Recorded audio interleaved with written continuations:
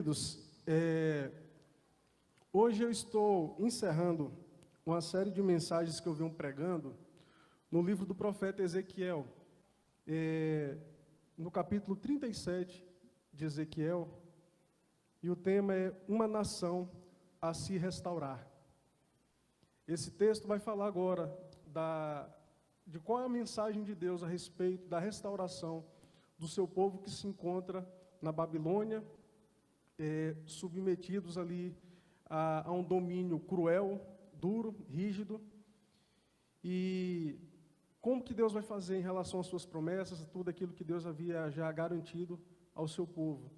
Então, essa noite, nós falaremos sobre restauração. Nós terminamos de cantar sobre isso, né, que é a esperança para o ferido, e eu creio que essa palavra irá trazer o encorajamento e o renovo no coração de muitos aqui. Amém? Ezequiel capítulo 37, a visão de um vale de ossos secos. Veio sobre mim a mão do Senhor. Ele me levou pelo Espírito do Senhor e me deixou no meio de um vale que estava cheio de ossos, e me fez andar ao redor deles. Eram muito numerosos na superfície do vale e estavam sequíssimos. Então me perguntou: Filho do homem, acaso poderão reviver estes ossos? Respondi: Senhor Deus, tu sabes. Disse-me ele: profetiza a estes ossos e dize-lhes: ossos secos, ouvi a palavra do Senhor.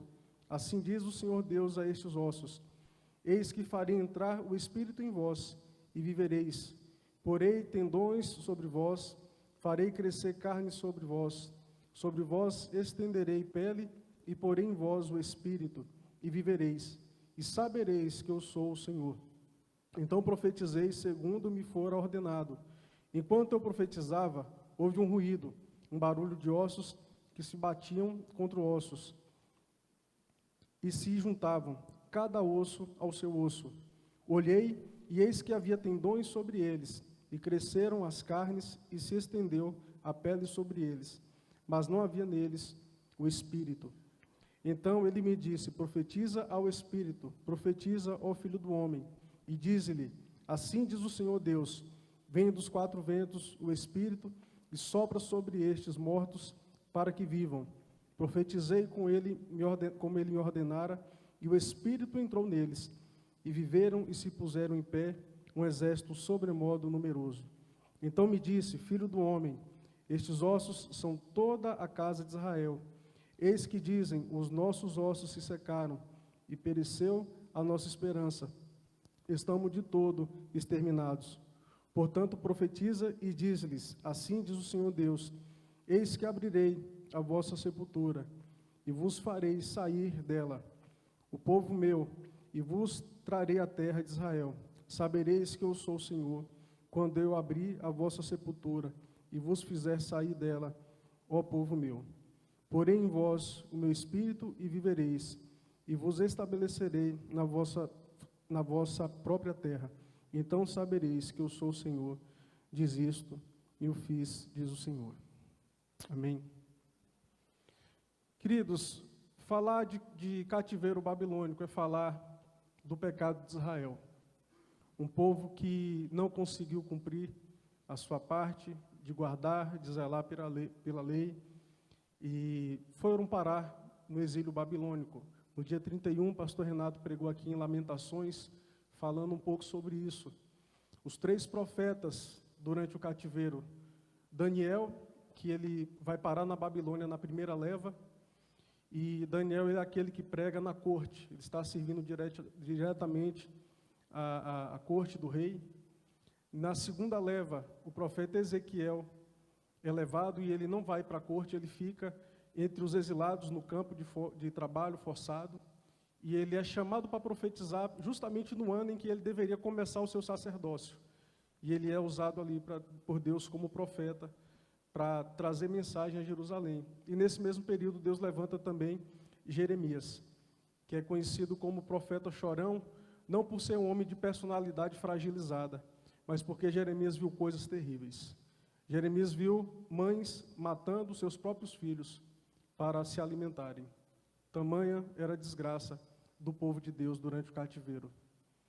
Então, falar de cativeiro babilônico é falar de um povo que se perdeu. De um povo que se perdeu na caminhada, de um povo que abandonou o Senhor. Quando eu era criança, um pastor foi bastante usado na cidade de João Dourado. Um homem que Deus começou a usar de maneira extraordinária. Esse homem era um homem extremamente consagrado a Deus, respeitado na cidade. E, sabe, naquela década de 90, parece que um avivamento chegou no Brasil. Ele era desse período. Um homem extremamente respeitado, um homem que você via Cristo no caráter daquele homem. E eu lembro de uma cena bem clara na minha mente, quando ele estava certa vez pregando, era um culto meio de semana, eu era criança e alguém falou, ó, fulano de tal está pregando. E quando eu fui, a igreja estava lotada, as pessoas estavam na janela tentando ouvi-lo, outros estavam do outro lado da rua. Esse homem se candidatou a vereador, então não é pastor presbiteriano, né, igreja presbiteriana, o pastor que quiser se envolver com política, ele precisa deixar o pastorado. Então esse homem, ele se candidatou a vereador, como ele tinha um respeito de todas as igrejas de João Dourado, ele ganhou.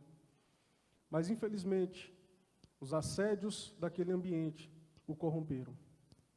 Aquele homem acabou tendo um caso extraconjugal, traiu a esposa, começou a beber, se tornou um alcoólatra, um prostituto. E nós vimos diante dos nossos olhos a figura de um homem de Deus se desfazendo. E essa é a imagem que nós temos de um povo que foi separado, chamado, escolhido por Deus, que se degradou ao longo da história. Irmãos, para vocês terem ideia, como era sério o pecado de Israel. Chegou um momento em que aquele povo estava tão envolvido em idolatria, o reino de Judá. No mundo antigo, toda divindade masculina tinha a sua esposa, tinha uma divindade feminina correspondente. No mundo antigo isso era muito comum. O povo de Deus se envolveu de idolatria a tal ponto que imagina o que eles fizeram.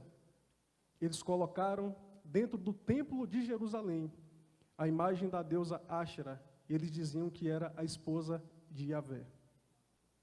Esse foi o nível de corrupção do povo de Deus. E esse texto vai trazer algumas coisas importantes que nos mostram nessa passagem a respeito da restauração e vai nos ensinar sobre algumas coisas que nós precisamos nos atentar nesse contexto. Primeira coisa que esse texto nos mostra é a gravidade do nosso pecado.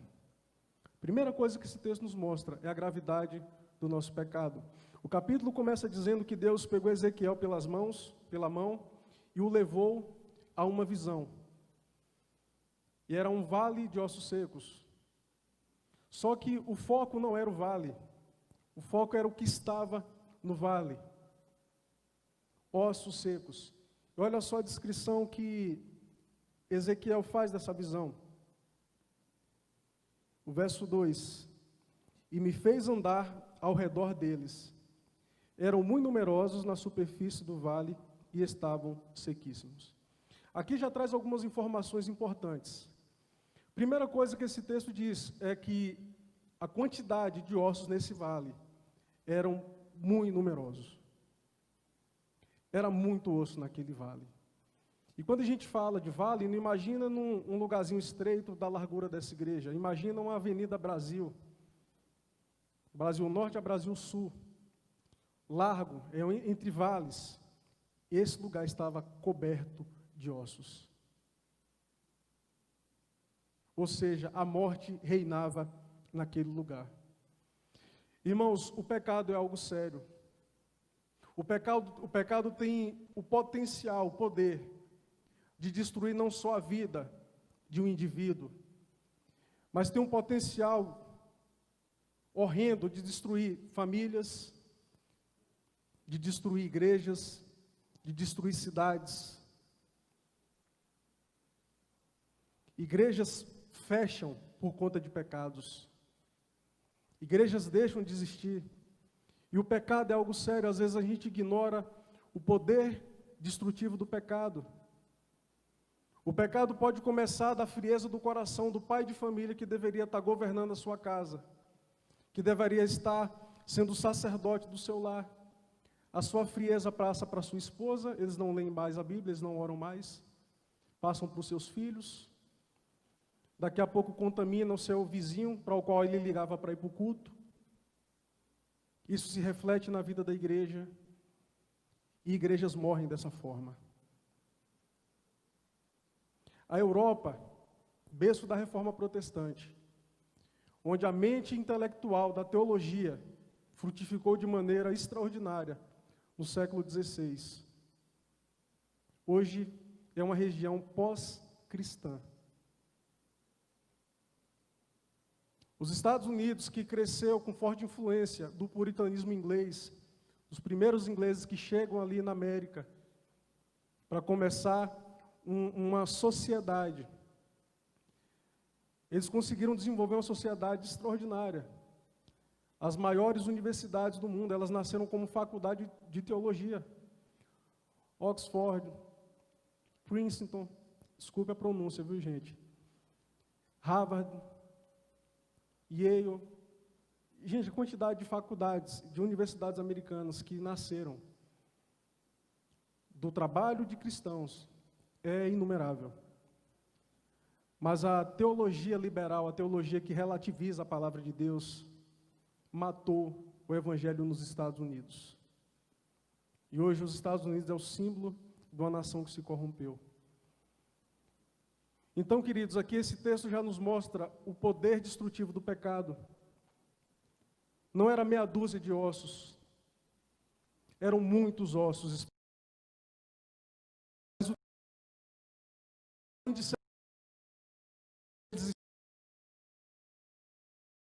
Do vale. O que é que isso quer dizer? Foi e era uma vergonha para aqueles dias. Morrer e não poder enterrar o corpo era uma vergonha para o mundo antigo. Hoje a gente não consegue conceber essa ideia de um ente querido nosso falecer e não ser sepultado. Não, deixa aí num terreno que aí o tempo se encarrega de dar um fim. Não, a gente quer dar um enterro digno, não, a gente quer sepultar. Gasta dinheiro, faz uma lápide bonita. Porque a gente quer dar dignidade para aqueles que se foram e nós amávamos. Mas o texto diz que esses ossos, além de serem muitos, eles estavam espalhados sobre a superfície daquele vale. Ou seja, eles tiveram uma morte vergonhosa. Queridos, o pecado nos envergonha. O pecado nos envergonha diante da nossa família, o pecado nos envergonha diante da sociedade, o pecado nos envergonha diante de Deus. É muito comum nós termos a postura de Adão, a síndrome de Adão. Quando a gente peca, a gente foge, a gente se esconde. A gente não quer atender a ligação do pastor, a gente não quer olhar a mensagem no WhatsApp daquele irmão que sempre nos manda mensagem para perguntar como a gente está, porque o pecado nos envergonha. Mas, em terceiro lugar, esse texto, essa primeira parte aqui do texto nos mostra que aqueles ossos eram muitos, estavam sobre a superfície do vale e eles estavam sequíssimos. É interessante isso, porque Ezequiel não diz que eles estavam secos, ele é enfático. Aqueles ossos estavam sequíssimos. Quando era criança, eu saía muito para a roça com os meus amigos e era muito comum encontrar resto de animais. Quando a gente via que, às vezes, tinha ali a carcaça, né, tinha um couro por cima, geralmente tinha alguma meia dúzia de urubu ali em cima, comendo aqueles restos. Mas, de vez em quando, a gente encontrava alguns ossos sequíssimos, e a gente sabia que aquele animal não morreu há pouco tempo atrás, tinha muito tempo que ele morreu.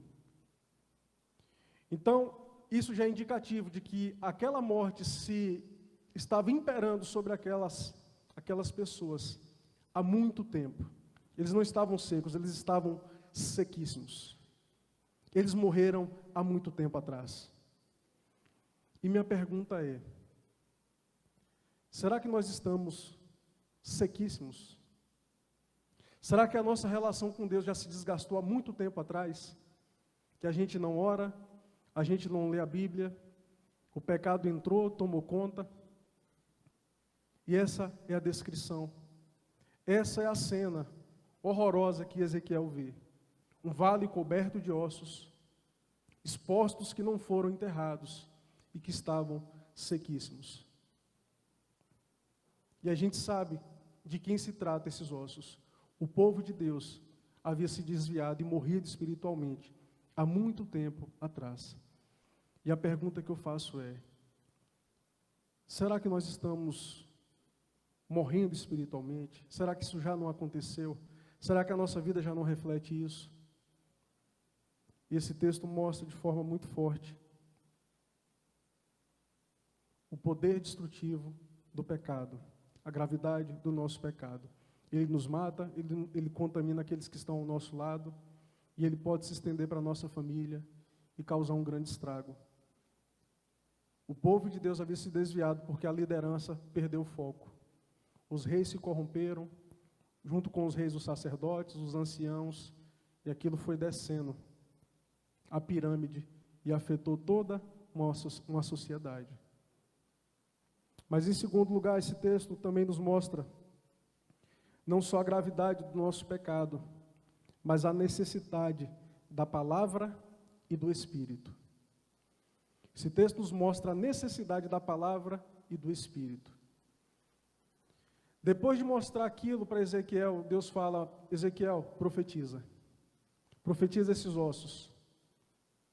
Começa a pronunciar a minha palavra para eles e diga para eles o que eu vou fazer. Que eu vou devolver, eu vou dar carne, colocar carne nos seus ossos, músculo, tendões, pele, e colocarei neles o meu espírito. E Ezequiel vai mostrando essa visão e reenfatizando aquilo que Deus já havia falado. Olha só o verso 7. Então profetizei segundo me for ordenado.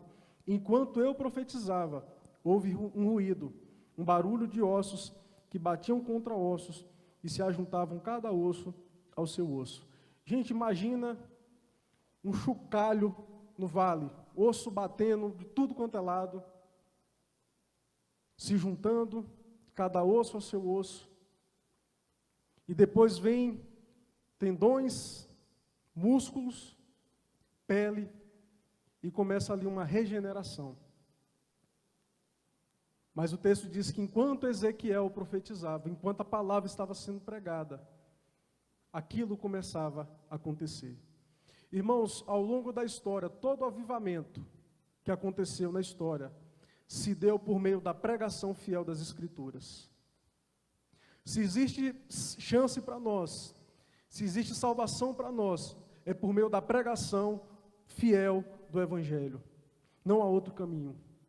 E é por isso que nós precisamos nos preocupar com a pregação da palavra. Não só com a pregação da palavra, mas com a fidelidade às Escrituras.